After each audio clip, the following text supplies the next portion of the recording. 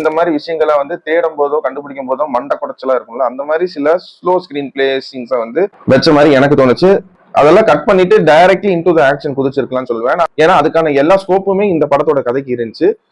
மொத்தமா சொல்ல போனா இவ்வளவுதான் எனக்கு இந்த படத்துல ஒரு நெகட்டிவ் பாயிண்ட்ஸாவே தெரிஞ்சிச்சு. மற்றபடி இந்த காளிதாஸ் வந்து காளிதாஸ் 1ஓட டைரக்ட் சீக்வல்னு சொல்றதோட இது வந்து ஒரு ஸ்டாண்ட் அலோன் பிலிமாவே வந்து எல்லாத்துக்குமே அழகா ஒர்க் ஆகும்.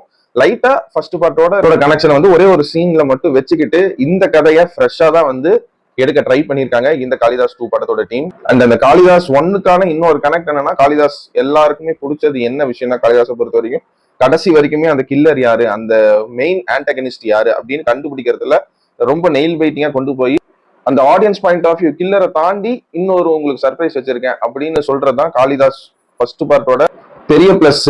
அந்த மாதிரி ஒரு விஷயம் இந்த படத்துலயுமே வச்சிருக்காங்க. இன்னும் சிம்பிளர் டேர்ம்ல சொல்ல போனா ஆடியன்ஸுக்குமே தெரியும்